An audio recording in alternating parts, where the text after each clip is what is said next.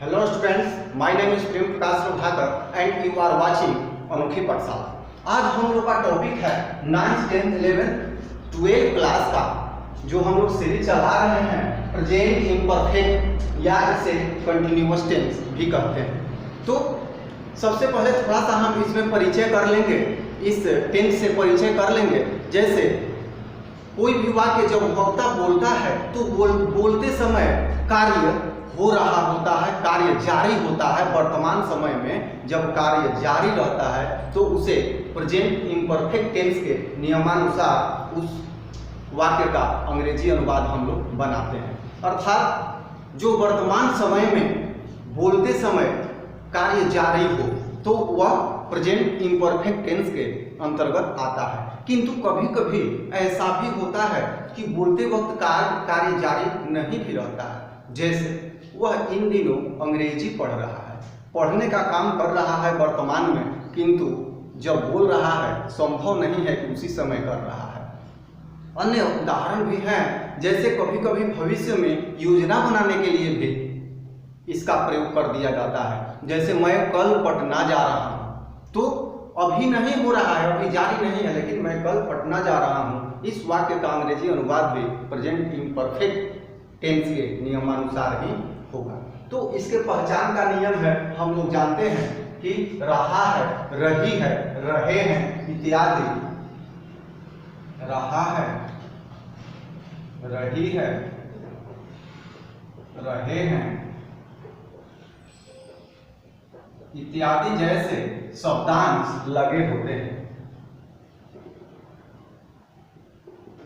तो हम समझते हैं कि ऐसे वाक्यों का अंग्रेजी अनुवाद प्रेजेंट इम्परफेक्ट टेंस के नियमानुसार होगा।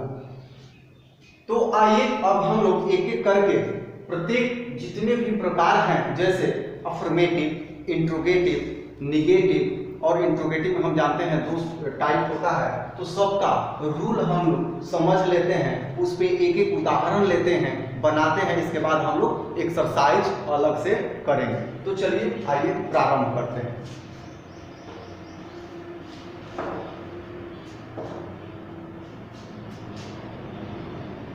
रूल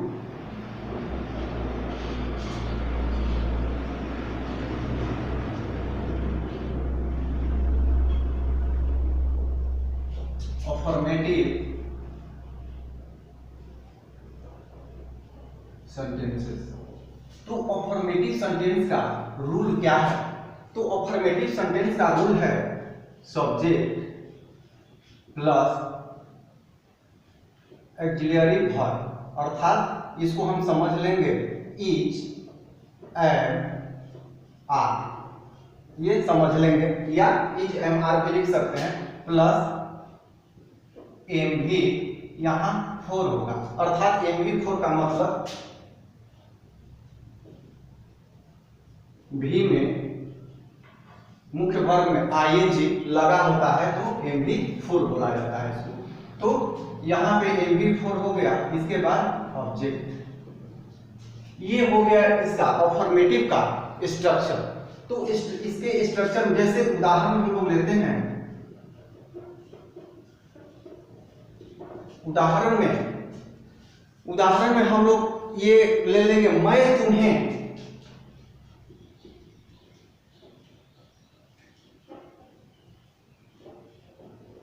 पढ़ा रहा हूं है, वर्तमान में कार्य जारी है, तो सब्जेक्ट आई, ये होगा आई। अब आई के साथ हम लोग जानते हैं, ये सब तो जानते हैं कि इसके साथ क्या होता है, इस पे चर्चा करेंगे तो वीडियो लंबा हो जाएगा, इस पे एक अलग से हम लोग वीडियो देख लेंगे। आई एम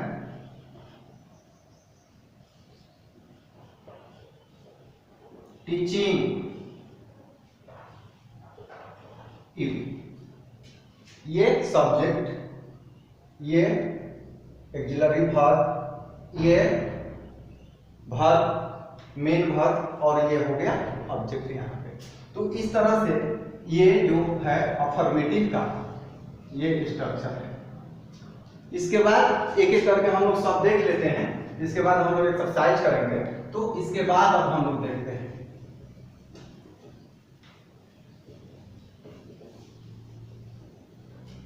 इसके बाद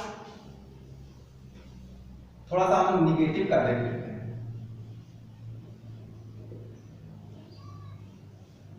निगेटिव सेंटेंस, तो निगेटिव सेंटेंस में सब्जेक्ट प्लस ए भी हम लोग समझ गए, is am are plus M V four अर्थात आईएनजी वर्ब में, मेन वर्ब में आईएनजी प्लस यहां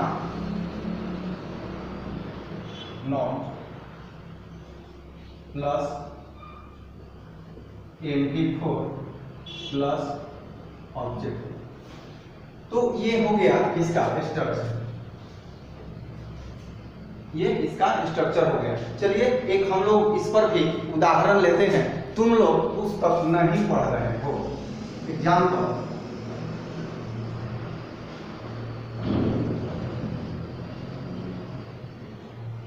तुम लोग पुस्तक नहीं पढ़ रहे हो, तो नहीं है नकारात्मक अर्थात नेगेटिव, तो वही सब्जेक्ट सहायक क्रिया नॉट मेन वर्ब ऑब्जेक्ट। तो तुम यू, और यू के साथ आर का प्रयोग होगा, यू आर नॉट, यहां ए बी के बाद नॉट है तो नॉट रीडिंग, नॉट रीडिंग पुस्तक, ऑब्जेक्ट बुक।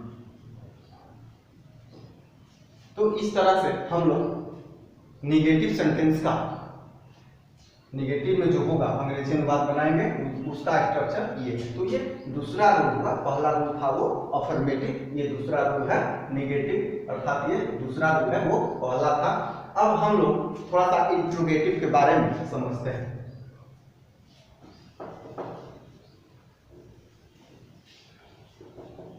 हमारे चैनल को अब तक आपने सब्सक्राइब नहीं किया है तो सब्सक्राइब जरूर कर लें, क्योंकि ये पूरा ग्रामर सेक्शन जो 9, 10, 11, 12 का है, जो 11, 12 में कंपलसरी भी है, 9, 10 में तो नहीं है, फिर भी ये जानकारी बहुत ही जरूरी है। और ये सिर्फ अल्टरनेट डे हमेशा चलता ही रहेगा, आपको बहुत कुछ मिलने वाला है ग्रामर सेक्शन से।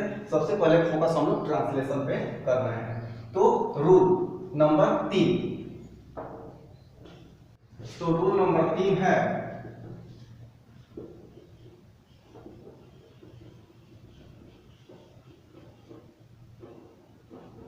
Interrogative sentence.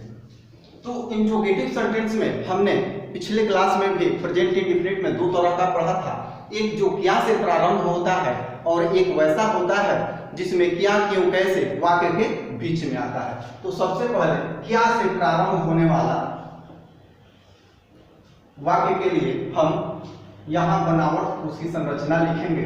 तो ये होगा, सबसे पहले सहायक क्रिया दिया जाएगा, इसके बाद सब्जेक्ट प्लस यदि नॉट रहे तो नॉट रखेंगे, नहीं रहे तो कोई बात नहीं है। इसके बाद MV4 समझ रहे होंगे, MV भी समझ रहे होंगे, प्लस ऑब्जेक्ट प्लस प्रश्नसूचक का चिन्ह। तो चलिए आइए एक उदाहरण लेते हैं हम, एक इसका उदाहरण लेते हैं। क्या वे लोग दौड़ रहे हैं, क्या वे लोग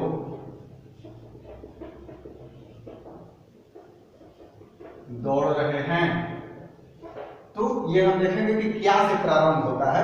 तो सबसे पहले सहायक क्रिया, तो सहायक क्रिया सब्जेक्ट के अनुसार होगी और सब्जेक्ट यहाँ है वे लोग, तो वे लोग का क्या होगा, दे।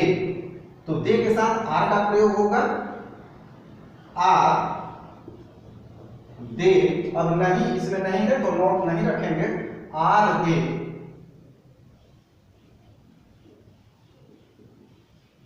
रनिंग और प्रश्नसूचक का चिन्ह डाल देंगे। तो ये हुआ जो क्या से प्रारंभ होगा। अब एक जो वाक्य के बीच में क्या, क्यों, कैसे इस तरह का आए तो उसके लिए अलग रचना है बी। तो तो क्या क्यों कैसे जो आता है, जो वाक्य में रहता है, तो उसका इंग्लिश हम सबसे पहले देते हैं। जैसे व्हाट, व्हाई, वेयर और सब भी हो सकता है, प्लस सहायक क्रिया इज एंड आर में से कोई, प्लस सब्जेक्ट, प्लस यदि नॉट है तो नॉट रखेंगे अन्यथा छोड़ देंगे, प्लस MV4 समझ रहे होंगे, प्लस ऑब्जेक्ट, प्लस प्रश्नसूचक का चिन्ह। तो ये हमारा इसका स्ट्रक्चर हो गया। अब हम एक उदाहरण ले लेते हैं। उदाहरण हम लोग ले लेंगे, वे लोग पटना क्यों नहीं जा रहे हैं, क्यों इसमें बीच में आ रहा है, वे लोग पटना क्यों नहीं जा रहे हैं, प्रश्नसूचक का चिन्ह। तो यहाँ क्यों है, क्या क्यों कैसे, ये बीच में आ रहा है। तो सबसे पहले इसका हम अंग्रेजी अनुवाद लिखेंगे, वाई। अब सहायक क्रिया तो दे है, वे लोग है, दे है, तो why are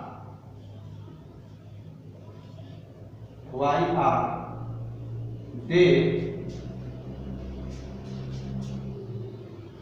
not going to Patna, why are they not going to Patna. तो इस तरह से इंट्रोगेटिव का दोनों यहाँ पे बनावट है और हमने एग्जाम्पल देखा। अब हम लोग कुछ उदाहरण देखेंगे, पूरा मिला जुला के प्रेजेंट इम्परफेक्ट का कुछ उदाहरण देखेंगे। तो तब तक के लिए हम वीडियो पॉज कर देते हैं और इसे मिटा के कुछ उदाहरण लिखते हैं और हम एक एक करके सब पे देखेंगे, बनाएंगे और समझेंगे। आइए अब कुछ हम लोग उदाहरण देख लेते हैं। ट्रांसलेट इनटू इंग्लिश, इसमें अभी हमने 4 लिखा है, आगे और भी होगा। तो पहला है वह अंग्रेजी सीखने की कोशिश कर रहा है। तो ये वह अंग्रेजी सीखने की कोशिश कर रहा है। सबसे पहले देखेंगे कि यह इम्परफेक्ट के किस ग्रुप में आता है, किस रूल में आता है। तो ये अफर्मेटिव है। तो देखते हैं अफर्मेटिव का रूल। सबसे पहले सब्जेक्ट ही के साथ इज, सीखने की कोशिश कर रहा है। ये दो वर्ब वाला है, तो सबसे पहले देखते हैं कि मेन वर्ब कौन है, वो MV4 होता है। तो ही इज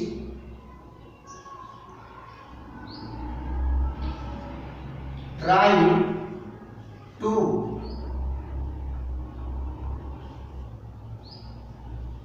लर्न। ये इन्फिनिटिव बोलते हैं इसको, इसमें एक अलग से क्लास होगा हम लोग का। जब दो क्रियाएं होती हैं, दो वर्ब होता है, तो मुख्य वर्ब का अनुवाद रूल के अनुसार और सेकेंड वर्ब जो होता है टू के बाद जे का त्यों लिख देते हैं। तो सीखना अर्थात लर्न, कोशिश कर रहा है, ये ट्राइंग टू लर्न इंग्लिश।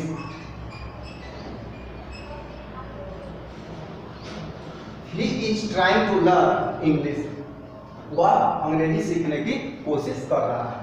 तो अब देखते हैं हम लोग दूसरा। ये था कौन सा, पहला। अब हम लोग दूसरा देखते हैं।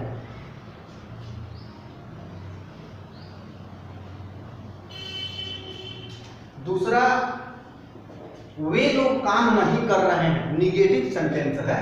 तो वे लोग रूल के अनुसार सब्जेक्ट, तो दे के साथ आर, फिर निगेटिव है तो नॉट, एक्सिलरी भाग के बाद ठीक पहले नॉट, दे आर नॉट, काम नहीं कर रहे हैं। अब या तो वर्किंग होगा या doing work. They are not doing work, या हम चाहें तो वर्किंग भी लिख सकते हैं डूइंग वर्क के जगह। तो इस तरह से दूसरा हो गया। अब तीसरा हम लोग देखते हैं। तीसरा अनुवाद है, क्या राम और श्याम दौड़ रहे हैं। ये इंट्रोगेटिव से है।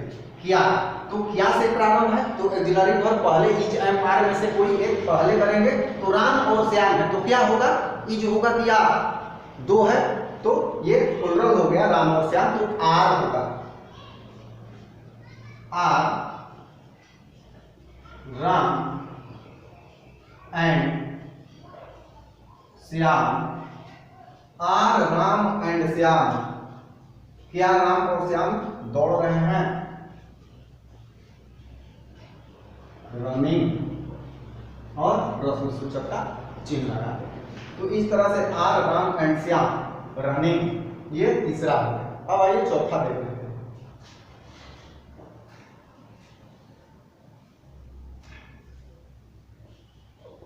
चौथा, तुम्हारा भाई घर क्यों नहीं जा रहा है, ये अभी इंट्रोगेटिव का है, लेकिन तुम्हारा भाई घर क्यों, क्यों जो प्रश्न सूचक शब्द है वो सब वाक्य के बीच में कहीं आ रहा है, तो सबसे पहले इसका अंग्रेजी लिखेंगे क्यों, वाई। इसके बाद सब्जेक्ट, और सब्जेक्ट के पहले इज एम आर में से कोई, तो तुम्हारा भाई third person singular number is का प्रयोग होगा, why is your brother, subject हो गया योर ब्रदर, दोनों एक साथ है योर ब्रदर, तो वाई इज योर ब्रदर। नहीं है तो यहाँ नॉट, उसमें लिखा गया है यदि नहीं है तो नॉट होगा, नहीं है तो कोई बात नहीं है। यहाँ why is your brother not, अब है घर नहीं जा रहा है, नहीं जा रहा है, तो नॉट गोइंग टू होम, और प्रश्न सूचक का चिन्ह, why is your brother not going to home. तो इस तरह से तुम्हारा भाई घर क्यों नहीं जा रहा है, इसका अंग्रेजी अनुवाद ये बन गया। अब यदि एक वाक्य और हम लोग उदाहरण में ले लेते हैं, एक उदाहरण हम लोग और समझ लेते हैं जो मुख्य रूप से हमें समझना चाहिए।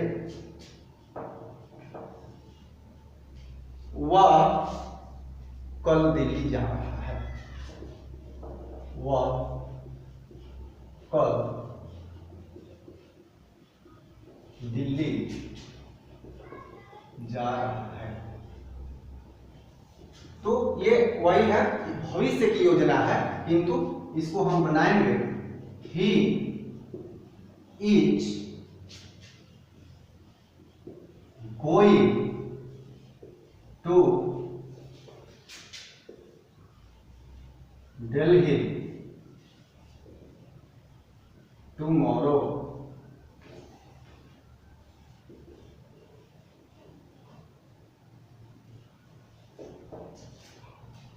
He is going to Delhi tomorrow, वह कल दिल्ली जा रहा है। तो इस तरह से अब आप लोग भी प्रैक्टिस कीजिए, अनुवाद कीजिए, यही 4 रूल इसमें है, सब में लगभग 4 रूल हैं, और जो स्पेशल केस होंगे अलग से देखा जाएगा। मैं आशा करता हूँ कि ये देखने के बाद आप लोग प्रेजेंट इम्परफेक्ट टेंस से जो रिलेटेड अंग्रेजी अनुवाद है बनाना प्रारंभ कर देंगे। तो मैं आशा करता हूं कि आप लोग इससे लाभान्वित होंगे। हमारे चैनल को सब्सक्राइब नहीं किया है तो सब्सक्राइब करें, दोस्तों में शेयर भी करें। धन्यवाद।